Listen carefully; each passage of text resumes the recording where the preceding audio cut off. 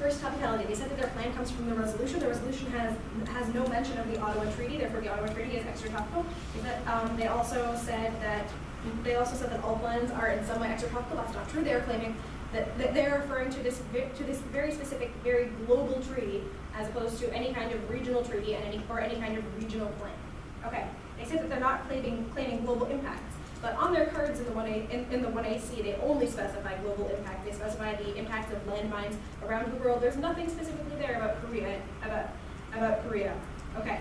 They say that our ideas of fairness are hegemony. That's not true. Our ideas of fairness are good for debate and education. We cannot have a good debate. We cannot promote education if the two sides have not previously agreed on the topic.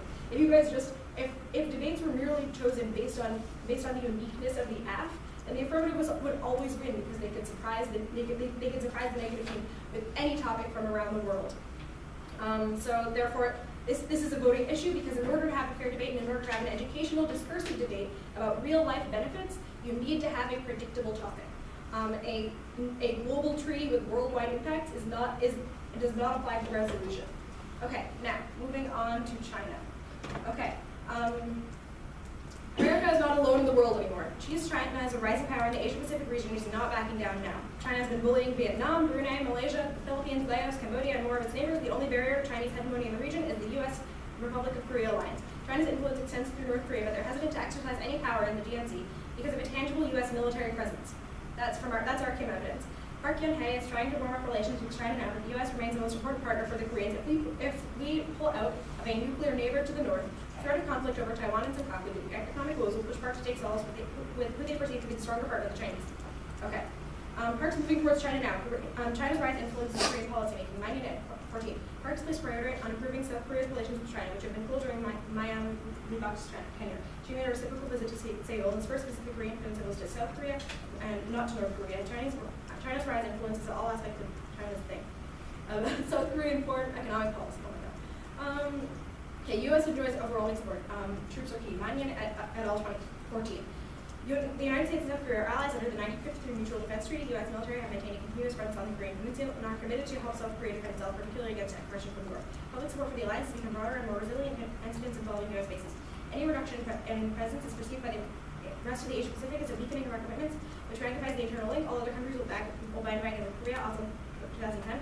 The presence of U.S. military forces is welcomed by nearly all nations in the Asia-Pacific region, sends a signal of commitment. The Asia-Pacific region remains covered by territorial disputes with long-standing grievances, with few effective multilateral mechanisms controlling interstate conflicts.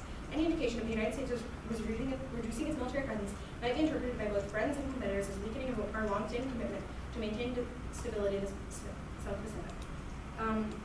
Okay, they are trying to turn this into a moral debate about the impacts of hegemony overall, the impacts of landmines throughout the world. This is a regional debate about regional issues and regional impacts. The impact outweighs on risk and magnitude. We've run a risk and it will culminate in extinction. 10 million immediately slaughtered in nuclear winter obliterates the rest of us. We don't want a war in the South China Sea. Okay, this is Whitner, 2011. The gathering tension between the U.S. and China is clear enough. The South China Sea need this to lead to nuclear war. It could. The U.S. nuclear weapons could be used as a bullet or anything else. If the U.S. government officials really believe that nuclear deterrence works, they would not have resorted to competing Star Wars. A nuclear attack by China would immediately slaughter 10 million. Both nations would be reduced to radioactive wastelands, radioactive debris that's a lot out of the sun, bring on a nuclear winter around the globe, destroying agriculture, creating worldwide famine, generating peanuts. Okay, impact. Hegemony makes the world more peaceful. Most comprehensive analysis proves. BuzzFeed 2010. Monteira's peace states issue with Wolford's work on unipolarity. As evidence, Monteira provides the metrics of the years during which great powers have been at war. Finger shows a steep decline in the number of deaths per 100,000 people. How do we square this by the account of Monteiro that a unipolar world is not peaceful with the U.S. at war in Iraq twice, Afghanistan, and Kosovo, and Finker's account which suggests that declining violence in contemporary period. Finker's focus on systemic outcomes. Monteiro's measure merely reflected the years during which great powers were at war. More adequate test of peacefulness or not of unipolarity is the number of years great powers have been at war, but whether our system is becoming more peaceful under unipolarity compared to previous eras, including wars with major and minor powers.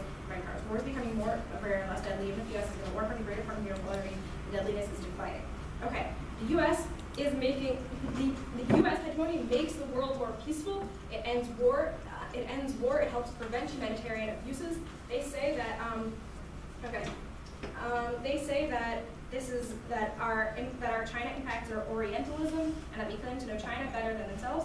No, but we're talking about a real international relations strategy. We're talking about real impact. That's our Christian card, and that is, and they say that China would not sweep in, but they don't have any proof of that. We do. That is our Kim card. They're talking about these giant sweeping principles, but they're not providing any region-specific ideas. We are arguing that our presence in South Korea right now is essential to maintaining stability in the area between the Republic of Korea and North Korea, and maintaining stability and maintaining global stability because of conflicts with China. They also are they argue that U.S. pushes China to war. U.S. presence and rebalancing in Asian region is good. China are expected in the close tensions. Throughout 2013, the Obama administration's rebalancing part of broader regional diplomatic and economic strategy sound that precise Washington rooted figures that causing recent increased tension across the state, but that does not stand under scrutiny. The proliferation of significant regional incidents began more than half a decade ago. China, for a nation of realists, respects strategic strength and is connected to vacillation and weakness of the President. All right. DF has 6:30 appropriate. Yeah, we're going to